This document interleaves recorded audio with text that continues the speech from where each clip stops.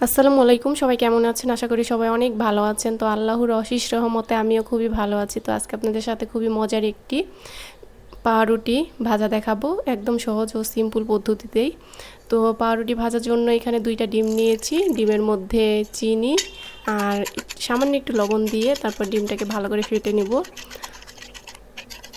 হালকা একটু পানি দিয়ে দিয়েছি, তো পানি দিলে ডিমের ব্যাটারটা ভালো হয়। তো ভালো করে ফেটে তারপরে পাউরুটি ভিজিয়ে তেলের মধ্যে ভেজে নিব। তো রোজার মাসে সবসময় তো আমরা ভাজাপুরি খাই, তো এই ভাজাপুরির সাথে যদি এই পাউরুটির নাস্তাটা থাকে তাহলে তো আরও বেশি ভালো লাগে। তো দেখা যায় এই নাস্তাটা আপনি বাচ্চাদের সকালে টিফিনে দিতে পারেন বা ইফতারির সময়ও কিন্তু খেতে পারেন।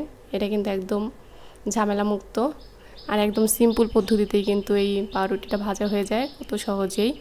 আর এই রুটি ভাজাটা কিন্তু সবাই পছন্দ করে, কম বেশি ছোট বড় বাচ্চারা মুরব্বীরা সবাই পছন্দ করে খায়। তো বিকালে তো সবসময় দেখা যায় খাওয়া যায় নাস্তা হিসাবে, সকালে খাওয়া যায়, সবসময় কিন্তু এই রুটিটা ভেজে খেতে পারেন এইভাবে সহজ করে। তো ভাজাপুরির সাথে সাথে আমি পাউরুটিটাও ভেজে নিয়েছি ইফতারির সময়। তো খাওয়ার জন্য ভাজাপুরি খেলে এমনিও গ্যাস হয় বেশি, তো সেজন্য ভাবলাম পাউরুটি ভেজে খাই। তো ডিমের মধ্যে চুবিয়ে তারপরে ভালো করে উল্টিয়ে পাল্টিয়ে চুবিয়ে ডিম ভরিয়ে তারপরে তেলের মধ্যে ভেজে নিয়েছি। তো ভালো করে উল্টিয়ে পাল্টিয়ে ভেজে নিতে হবে। তো ঘুরিয়ে ভাজবেন যেন চারো সাইড ভালোভাবে ভাজা হয়ে যায়, তাহলে ভালো করে ভেজে খেতে ভালো লাগে, নয়তো ডিমের কাঁচা গন্ধটা যেন থাকে সেটা থাকবে না ভালো করে ভেজে নিলে। তো দেখতেই পাচ্ছেন কালারটা সুন্দর হয়েছে। এভাবে করে সুন্দর করে ভালো করে ভেজে তারপরে খাবেন। তো এই রুটিটাকে ভেজে বাচ্চাদেরকে খাওয়ালেও কিন্তু খুবই উপকারী। তো ভাজাপুরি খাওয়ার থেকে এই সব ধরনের খাবার খেতে কিন্তু আরও বেশি ভালো। তো একে একে সবগুলি রুটি আমি ভেজে নিব, ভালো করে উল্টিয়ে পাল্টিয়ে ভালো করে ভেজে নিতে হবে।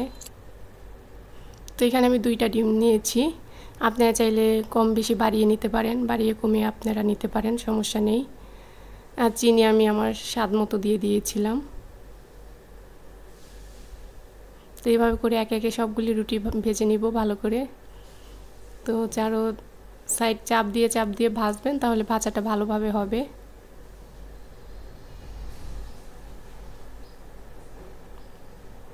তো দেখতে পাচ্ছেন কিভাবে ভেজে নিচ্ছি, কত সুন্দর হয়েছে, একদম স্যাঁচড়া পোড়া যেন না হয়।